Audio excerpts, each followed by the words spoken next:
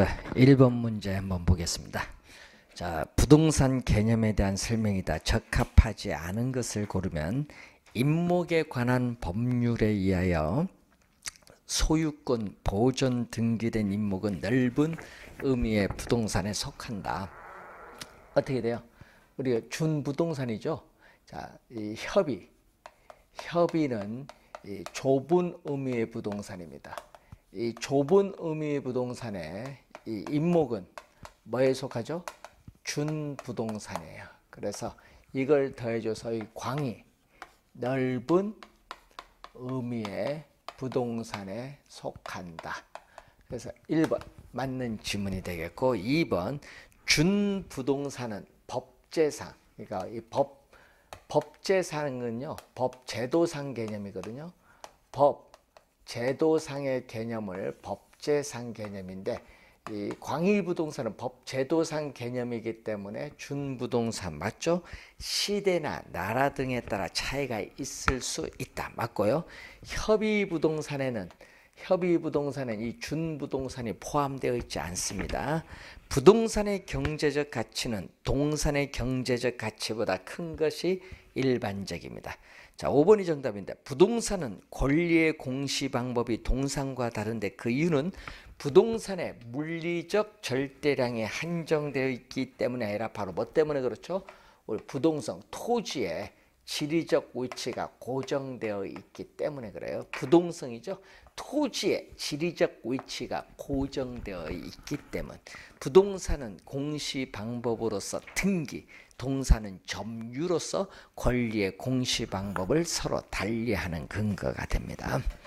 자, 1번에 5번이 정답이고, 2번 토지는 지목, 이용 상황, 이용 목적 등에 따라 다양하게 분류할 수 있는데 용도에 따른 분류죠. 자, 용도에 따른 분류로서 대표적 토지가 실제로 이용되고는 용도에 따라 우리가 지역을 분류하는 것을 택지지역, 농지지역, 임지지역인데, 이 농지지역, 임지지역, 택지지역 상호 간의 전환 중에 있는 토지를 후보지, 동일 용도적 지역 내에서 소분류 상호 간에 이행 중에 있는 토지를 이행지인데, 이 두 가지가 용도에 따른 분류예요. 그래서 정답은 1번이 정답. 3번 위치성에 대한 설명으로 가장 거리가 먼 것. 접근성이 좋으면 항상 부동산 가치는 증가한다. 항상이 들어가서 틀렸죠. 예? 증가하는 것은 항상 아닙니다. 위험이나 혐오의 대상 물건이면 접근성이 좋아도 부동산 가치는 하락합니다. 접근성이란 어떤 물건과의 상대적 거리 관계를 말하고, 위치의 평가는 유용성, 입지 조건을 기준으로 합니다. 위치의 양부, 좋고 나쁨에 따라 유용성의 차이가 발생하고, 상업용, 공업용 부동산과 주거용 부동산의 접근성은 다르죠. 주거용 우리가 보통 뭐죠? 우리가 쾌적성이라든지 통근 시간, 거리, 비용 등을 고려합니다. 자, 4번 틀린 것. 어떤 일정 시점에 존재하는 주택 절량에 공급하는 공급량. 자, 밑줄은 동일한 밑줄. 이게 틀렸죠. 동일한 시간대에 생산된 주택들로 구성된다. 자, 여러분 주택 절량의 공급량은 뭐죠? 자, 여러분이 주택 절량인데, 절량은 일정 시점에 시장에 존재하는 주택의 양입니다. 자, 그럼 예를 들어서 현재 서울특별시에 존재하는 주택의 양은요, 작년에 공급된 것도 있고 20년 전에 공급된 것도 있어. 동일한 시간대 하면 안 돼. 서로 다른 시간대에 공급된 주택들로 구성됩니다. 1번 정답. 2번 가격 이외에 다른 수요 결정 요인이 변하면 수요 곡선 자체가 이동하죠. 여러분 2번은 수요의 변화에 대한 설명, 수요의 변화. 4번에 있어서 2번은 뭐에 대한 설명이냐면 수요의 변화. 항상 여러분 수요의 변화, 수요량의 변화 개념 잘 알아두셔야 되고, 3번 대체적인 사용의 가능성 및 용도 변경을 제한하는 법규가 많을수록 어떻게 돼요? 공급 곡선, 공급이 어렵죠? 공급 곡선의 기울기는 급합니다.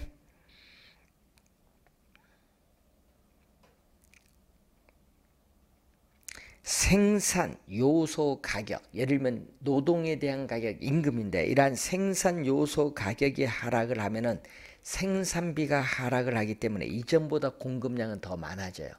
공급의 증가이기 때문에 공급 곡선은 우측으로 이동합니다. 맞고, 주택 저량은 시간이 지남에 따라 교체 수요가 증대되죠. 노화돼서 교체 수요가 증가를 하게 됩니다. 자, 5번. 주택 신축 시장에서 수요 곡선은 고정되는데 공급 곡선이 S0에서 S1으로 이동됐다. 자, 여러분 공급 곡선이 S0에서 S1으로 이동돼 그림에 봤더니 공급 곡선 자체가 뭘로? 왼쪽으로 이동되니까 뭐가 된다? 공급의 감소. 공급의 감소 요인 찾아라. 자, 주택 시장에서 현재 주택 가격이 상승했다. 자, 여러분이 1번 보면요. 자, 주택 시장에서 여기 주택 가격이거든요. 그럼 예를 들어서 주택 가격이 이 A점에서 상승하면은 건설업체는 수익성이 높아지니까 공급량을 증가시키거든요. 이때 A점이 공급 곡선을 따라서 B점을 이동해. 이렇게 공급 곡선 요건 상에서 이동하는 거예요. 1번은 틀렸고, 인근 지역의 공영 개발로 택지 공급량이 증가하면 주택 공급이 증가. 요거는 3번. 주택 건축 기술이 발달하면은 건축비가 절감되기 때문에 이전보다 공급량이 더 많아져요. 공급의 증가. 토지 투기론에서 인근 지역의 택지 가격이 상승하니까 어떻게 돼요? 생산비가 상승하기 때문에 공급은 줄어들겠죠. 4번 정답. 보금자리론의 이자율이 하락을 하면은 어떻게 돼요? 우리는 소비자의 이자 부담이 낮아지니까 어떻게 돼요? 수요는 증가합니다. 5번은 수요의 증가. 정답은 4번. 6번. 서울특별시 주택시장에서 다음과 같은 수요 공급 곡선이 도출되었다고 하자. 이 그래프와 관련된 설명 중 틀린 것을 묻는 내용이죠. 자, 그래프를 보면요. 이런 의미거든요. 자, A 공급 곡선은 기울기 급하면 뭐가 돼? 기울기 급하면 B 탄력적. 기울기가 완만하면은 탄력적. 이게 되죠. 수요. 자, 이때 여기에 균형이 되겠지. 자, 1번. 동일한 주택 시장이라면은 공급 곡선 SA의 측정 기간은 SB보다 더 짧았다. 여러분, 단기의 공급 곡선은 기울기가 급한 비탄력적이고 장기 공급 곡선은 기울기가 완만한 탄력적이니까 당 요것보다 기간이 짧겠죠. 맞는 질문. 2번. 주택 시장이 다르다면은 수요가 증가한다. 자, 여러분 수요가 증가하면 어떻게 돼? 이렇게 되죠. 수요가 증가하면은 가격은 오르는데 기울기 급한 A가 더 많이 오르고 기울기가 완만한 B는 요거죠. B보다 A의 가격 상승폭이 더 커요. 자, 2번은 시험에 많이 나옵니다. A 주택 시장보다 B 주택 시장의 가격 상승분이 더 작죠? 맞는 질문. 3번. 주택 가격의 변화로 인한 주택 수요량의 변화폭은 A, B 모두 똑같죠. 여러분 수요 곡선은 변화가 없잖아요. 자, 여러분 주택 가격이 이렇게 하락을 하면은 수요량은 뭐 증가를 하는데 A, B 뭐 수요 곡선 변화가 없으니까 A, B 둘 다 뭐 동일하지. 4번. 주택 가격이 동일하게 인상될 경우에, 자, 주택 가격이 동일하게 오른다. 자, 볼까요? 균형에서 주택 가격이 오른다. 자, 주택 가격이 오르면 어떻게 돼요? 주택 가격이 오르면 요거는 누구? 요거는 뭐 누구? A가 되겠고, 요건 누구? B. 예? 여기서 요건 B. A, B. A보다 B가 공급량이 더 커요.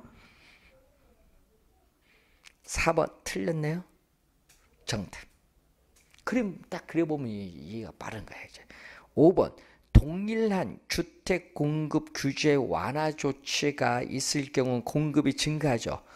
공급이 증가하면 어떻게 돼? 공급량 증가는 어리고 비탄력적은 적게, 탄력적은 많이 증가하겠지. 그래서 같지 않은 것으로 봐야 한다. 왜? 하나는 비탄력적, 하나는 탄력적은 같지 않겠지. 그래서 정답은 4번. 7번. 어떤 지역의 주택시장을 분석한 결과 지역 거주 주민의 평균 소득이 10% 증가하면 수요량은 소득 전과 비교해서 5% 증가했다. 하여튼 소득이 나오면요. 소득이 나면은 뭐야? 주택 수요의 뭐다? 소득 탄력성. 이 자극을 주는 소득은 분모, 분자는 뭘로 간다? 수요량으로. 가야죠. 이 소득의 변화율에 대해서 주택 수요량이 몇 프로 변화하는가 이걸 묻는데 몇 프로? 소득이 몇 프로 증가했다? 10% 증가했을 때 주택 수요량은 몇 프로? 5% 증가했다. 여러분 이거 중요한 건요. 이렇게 소득이 증가할 때 수요량이 증가하면 같은 방향으로 변하면 뭐다? 플러스. 같은 방향으로 변하면 플러스인데 10분의 5니까 얼마? 2분의 1, 0.5죠. 요건 0보다 큰데 이때 주택 수요의 소득 탄력성이 0보다 크면 이 상품은 무슨 상품? 정상제야. 소득이 증가할 때 수요량이 증가하는 상품은 정상제. 수요 소득 탄력성 얼마? 0.5입니다. 5번 정답인데 하여튼 정상제입니다. 자, 8번 문제로 갑니다.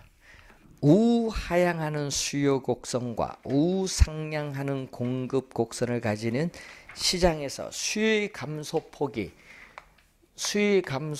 뭐보다 크다? 자, 수요 공급이 주어졌을 때 이게 최초의 균형이죠. 최초의 균형 상태에서 수요의 감소폭이 공급의 증가폭보다 크다. 자, 여기에 수요의 이 감소폭이 뭐보다? 공급의 증가폭보다 이게 더 크다. 그러면 이 새로운 요 균형점에서 균형 가격은 하락하고 거래량은 감소한다. 균형 가격은 하락하고 거래량은 감소합니다. 4번 정답. 자, 9번 문제로 갑니다. 자, 9번 문제는 토지 시장에서 종래의 수요 함수가 이렇게 변한 거죠. Q1D. 자, Q1D가 1400 마이너스 4P가 뭘로 변했다? Q2D인 1500, 1400에서 1500 수요가 뭐 했다? 뭐 증가를 했겠지.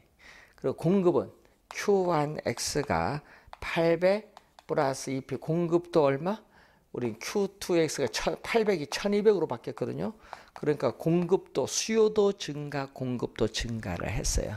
그럼 균형 가격은 얼마나 변동하느냐? 그럼 여기에 바로 뭐죠? 하여튼 우리 따질 때 이게 최초의 균형이야. 자, 그럼 최초의 균형 상태일 때는 항상 뭐가 같다? 하여튼 균형을 구할 때는 수요량과 공급량은 항상 뭐하다? 같다. 수요량과 공급량은 항상 같다. 놓고 풀어야 돼. 그럼 수요량은 1400 마이너스 4P가 수요량이고 공급량은 800 플러스 2P가 공급량 같다는 얘기지. 그럼 넘어가면 4P에 2P 더주니까 6P고 1400에서 800 빼주니까 얼마? 600. 그럼 균형 가격은 얼마죠? 100. 균형 가격만 따지면 돼요. 자, 여기 새로운 균형이죠. 자, 여러분 수요 곡선과 공급 곡선이 이동했어요. 수요 곡선과 공급 곡선이 이동했을 때 새로운 균형은 Q2D와 Q2S가 같아야 돼. 그럼 1500 마이너스 4P와 1200 플러스 2P가 서로 같다. 넘어가면은 6P는 1500에서 1200 빼니까 300. 그러면 균형 가격은 얼마? 50. 그럼 균형 가격은 100에서 50으로 얼마만큼? 50만큼 뭐 한다? 하락을 하고 있다. 1번 정답. 네, 요거 항상 균형을 따질 때는 수요량과 공급량이 같다 놓고 계산하시면 돼. 10번 부동산 시장의 특성을 설명한 것이다. 가장 거래가 먼 것. 부동산 시장은 자연적 특성 때문에 일물일가의 법칙이 적용되지 않는 불완전 시장이다. 자, 1번은 뭐죠? 우리 일물일가의 법칙이 적용되지 않는 것은 무슨 특성? 자연적 특성 중 개별성의 특성으로 부동산 상품이 뭐가 된다? 비표준화되었기 때문에 일물일가의 법칙이 적용되지 않는다는 거죠.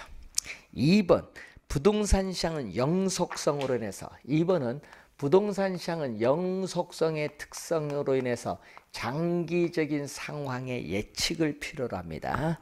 3번 부동산 시장은 사회성 공공성이 강조되죠. 특히 뭐에 대해서? 부증성 등의 특성에서 사회성 공공성이 강조되고 여러 가지 법적 규제가 많죠. 특히 우리는 사회성 공공성이 강조되면서 토지 공개념의 근거가 됩니다.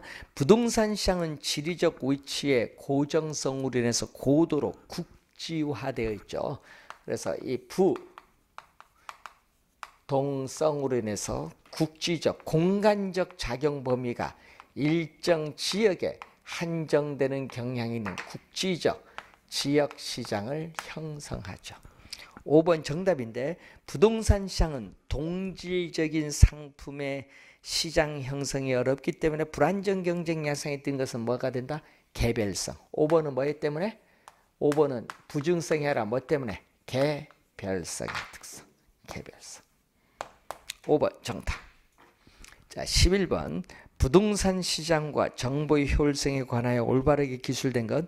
정보 할당 배분에 있어서 효율적 시장이란 어떤 새로운 정보를 통해서 극대 이윤을 획득할 수 있는 시장이 아니죠.